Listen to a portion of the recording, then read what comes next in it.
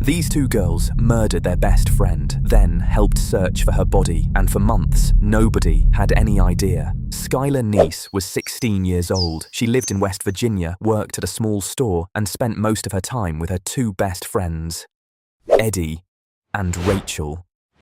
And honestly, the three girls looked completely inseparable. Pictures together, tweets together, late-night hangouts. They looked like the kind of friend group that would stay close forever, which is exactly why nobody suspected them at first. Because if you looked at their social media, everything seemed completely normal, and that's something that makes this case genuinely unsettling, even while things were secretly falling apart behind the scenes. The girls still posted smiling pictures together online like nothing was wrong. But apparently, things had already become toxic. There was drama between the girls, arguments, tension. People around them later said the friendship had become unhealthy. But nobody thought things would become violent, especially not like this, because this wasn't some random crime. This was planned, and that's the part that still shocks people. On July 5th, 2012, Skylar came home from work like usual.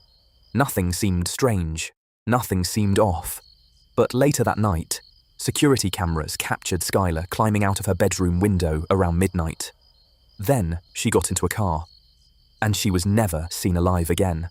And honestly, this next detail is one of the creepiest parts. Skylar left behind almost everything.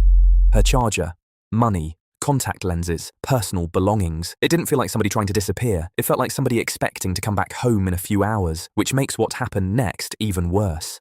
At first, nobody knew whose car picked her up, but eventually, police discovered it belonged to Eddie, one of Skylar's closest friends. And at the time, that probably didn't sound suspicious at all, because Skylar trusted him. Everybody did. That's what made the betrayal so horrifying later. The next morning, Skylar's family immediately realized something was wrong, and almost instantly, Eddie and Rachel started helping search for her.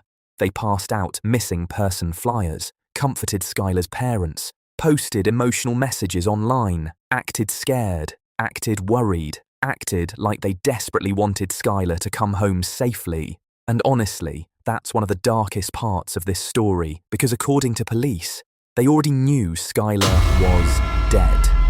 But somehow, they still acted completely normal. And over time, their behaviour started making people uncomfortable, especially online. One tweet from Eddie said, "We really did go on 3." At first, nobody understood what that meant. But later, people realised that tweet may have been referencing the exact moment Skylar was murdered, which is genuinely terrifying when you think about it. Because imagine posting something like that publicly, while pretending to help search for your missing best friend. And this is where the case becomes even more disturbing, because investigators later discovered this wasn't impulsive. The girls had allegedly planned everything beforehand. They packed knives, cleaning supplies, bleach, shovels, even extra clothes, meaning they already knew exactly what they were about to do before Skylar even entered the car. And honestly, that changes the entire feeling of the story. Because Skylar thought she was just hanging out with her best friends. Meanwhile, they were allegedly driving her to a remote area to kill her. The girls drove across state lines into Pennsylvania, to a wooded area they were already familiar with. At first, everything seemed normal. The girls talked, walked around, hung out together. And that's what makes this part feel so disturbing, because Skylar had absolutely no idea what was about to happen. Then, Eddie and Rachel claimed they forgot a lighter, so Skylar turned around to head back toward the car. And according to court documents, that's when the two girls counted to 3 and attacked her, which honestly sounds unreal. Skylar tried to run, but she didn't make it far. At one point, she even fought back hard enough to injure one of them, which somehow makes the story even sadder, because it means she realised what was happening and tried to survive. But eventually, the attack became too much, and afterward, the girls attempted to bury the body, but the ground was too hard. So instead, they covered Skylar with branches, dirt, and leaves, then cleaned themselves up, changed clothes, got back into the car, and drove home, as if absolutely nothing had happened.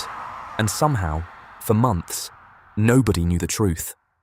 Meanwhile, Skylar's family kept searching. People shared missing posters online, the case spread across social media, and through all of it, Eddie and Rachel kept pretending to be innocent. They smiled in photos, made posts online, talked to people normally, and continued acting like grieving friends, which honestly feels impossible to understand because most people can't imagine carrying a secret like that while pretending everything is normal. But eventually, everything started collapsing. About 6 months later, Rachel suddenly suffered a massive nervous breakdown.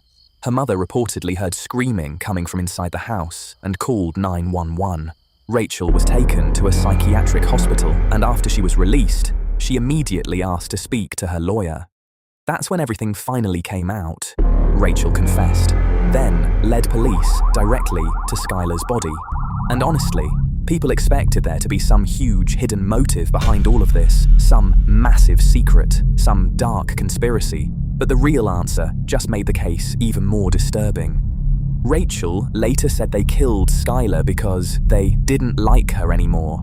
That was it. No massive betrayal, no huge secret. They simply decided they didn't want to be friends with her anymore. And somehow, that explanation still shocks people more than anything else because it feels so unbelievably senseless.